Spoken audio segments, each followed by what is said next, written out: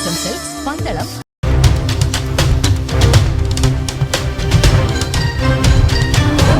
വിജ്ഞാന പത്തനംതിട്ട ഉറപ്പാണ് തൊഴിൽ പദ്ധതിയുടെ പന്തളം തെക്കേക്കര പഞ്ചായത്ത് യോഗം ചേർന്നു.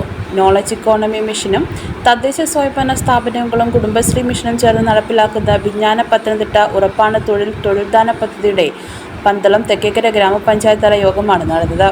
എല്ലാ വാർഡിലെയും 18 വയസ്സിനും 45 വയസ്സിനും ഇടയിൽ പ്രായമുള്ള വിദ്യാസമ്പന്നരായ തൊഴിലന്വേഷകരെയും പറക്കോട് ബ്ലോക്ക് പഞ്ചായത്ത് ഓഫീസിൽ പ്രവർത്തിക്കുന്ന ജോബ് സ്റ്റേഷനിലെത്തിച്ച് രജിസ്റ്റർ ചെയ്യിക്കുന്ന പ്രവർത്തനം നടത്തുവാൻ തീരുമാനിച്ചു.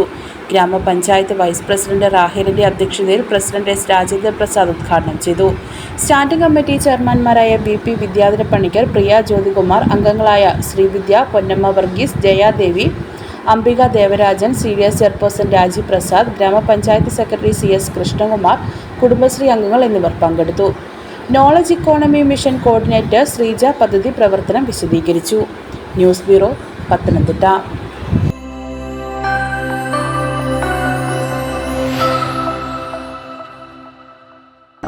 ലൈഫ് ലൈൻ ഹാർട്ട് ഇൻസ്റ്റിറ്റ്യൂട്ട്, നാടിന് നല്ല ഹൃദയം.